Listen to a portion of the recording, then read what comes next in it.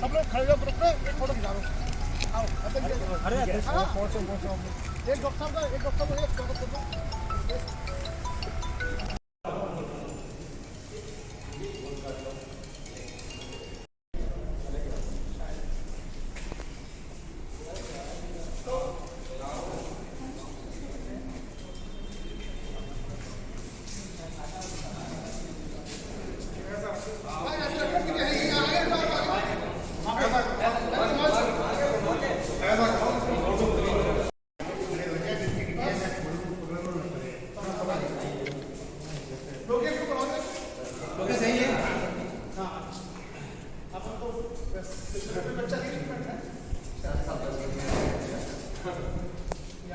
हमारी गलती है हमसे तो 9 बजे की बात हुई थी।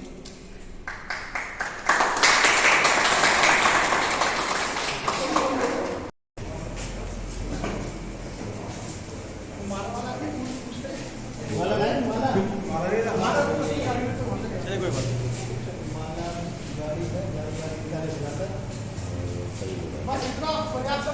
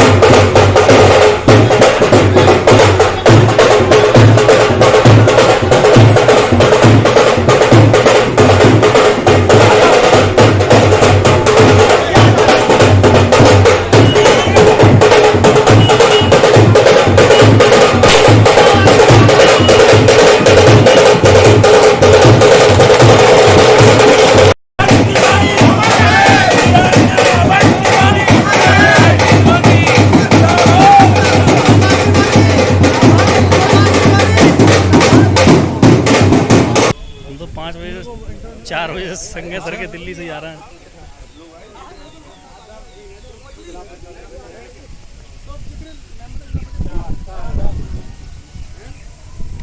चार खिला पंचायत है लोधी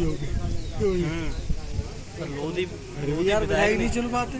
अरे मैन तो ये दिक्कत है ना, कुछ तो वहाँ पे वो होती है कि मैं कुछ दगाबाज लोग हैं ना फिर उसमें ये हाँ आगे सर बस 2 मिनट। किसी का जीवन ना तो बदला है और ना बदलेगा। हम गलती क्या करते हैं, कोई टैलेंटेड बच्चा हमारे समाज में होता है, एक समय है कि बच्चा अगर हाई स्कूल में जिला टॉप कर रहा है तो इसका मतलब है उसको तैयारी कराएंगे तो IIT में जा सकता है। लेकिन अगर उसके 5 साल निकल गए, उसने इंटर कर लिया, BSc कर लिया, तो वो कभी भी IIT का इंजीनियर नहीं बन सकता। धर्म का सर्वश्रेष्ठ काम है कि जरूरत के समय प्रतिभा को सम्मान देना। अगर उसका जीवन बन गया, मान लीजिए वो लड़का कल को जाके IAS बन जाता है, तो हो सकता है अपने क्षेत्र के 50 लोगों की मदद वो कर देगा। और अगर वो नहीं बना तो आपका टैलेंट, आपकी प्रतिभा बेकार हो गई।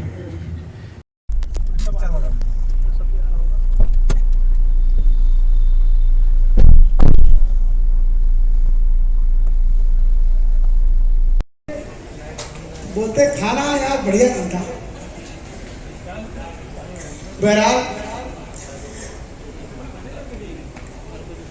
आज मैनपुरी की इस पावन भूमि पर लक्ष्य मैनपुरी द्वारा आयोजित जिला स्तरीय प्रतिभा सम्मान समारोह कार्यक्रम के इस अवसर पर मंच पर विराजमान सभी सम्मानित अतिथिगण, मेरे सामने बैठे सभी श्रद्धेय बुजुर्ग बच्चों, सर्वप्रथम शिक्षा के सागर परम पूज्य स्वामी ब्रह्मानंद जी, 1857 की क्रांति की नायिका मां वीरांगना अवंतीबाई लोधी, साहस और शौर्य के प्रतीक अमर शहीद गुलाब सिंह लोधा, आध्यात्मिक चेतना के केंद्र परमहंस परम पूज्य स्वामी केशवानंद जी के श्री चरणों में नमन करते हुए मैं सबसे पहले इस कार्यक्रम के आयोजन में शामिल मैनपुरी के सभी सम्मानित महानुभावों को बहुत बहुत धन्यवाद देता हूं। ये एयर कंडीशन हॉल आमतौर पर शादियों में बुक होता है, लेकिन हमारे समाज के बेहतर भविष्य के लिए ये हमें उपलब्ध कराया गया है। ऐसे उदार हृदय के हमारे इस भवन के प्रबंधक जी, लक्ष्य के सभी स्वयंसेवक, हमारे सभी जनप्रतिनिधि, चाहे वो ब्लॉक प्रमुख हो, जिला पंचायत के सदस्य हो, ग्राम प्रधान हो, या जो भी हमारे व्यवसायी लोग हैं जिन्होंने इस कार्यक्रम के लिए तन मन धन से अपना सहयोग दिया है, मैं उन सभी लोगों का भी बहुत बहुत आभार व्यक्त करता हूं।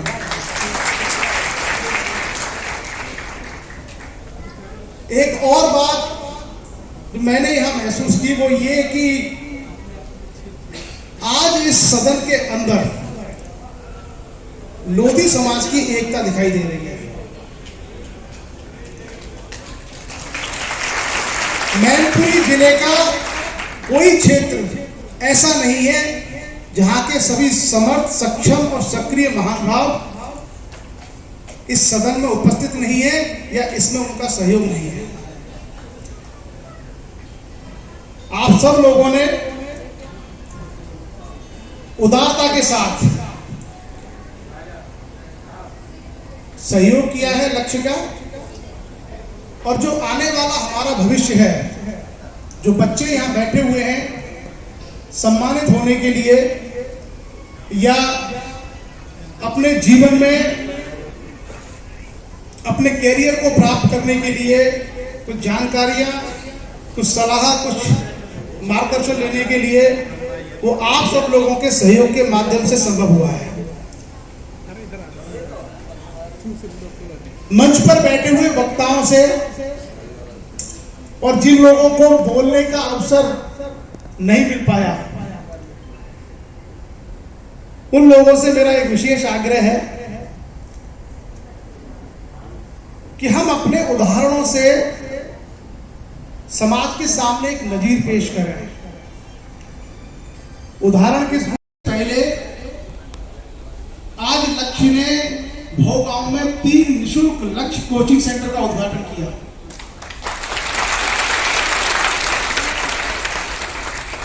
और 2 दिन पहले मुझे सूचना दी गई कि 3 निःशुल्क कोचिंग तैयार है, आपको उनका शुभारंभ करना है।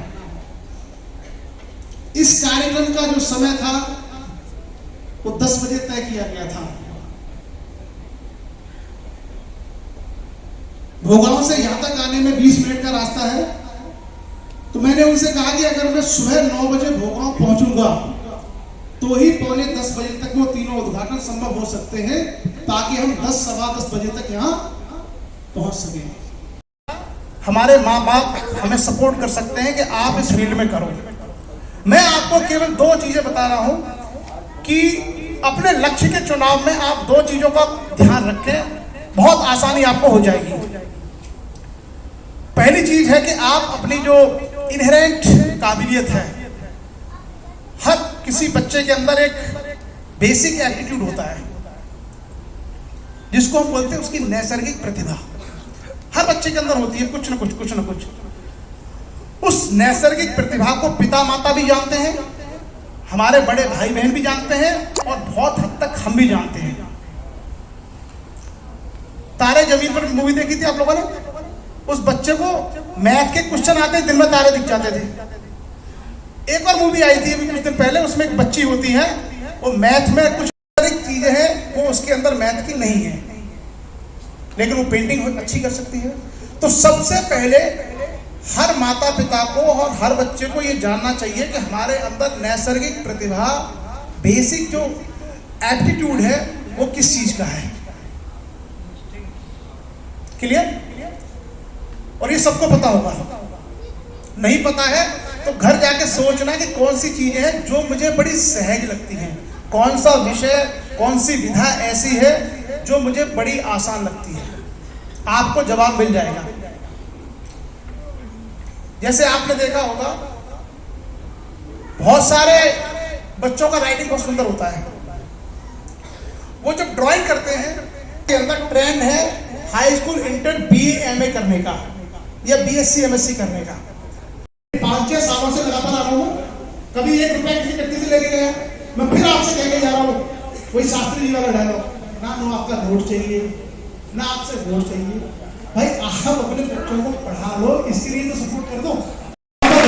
Thank you.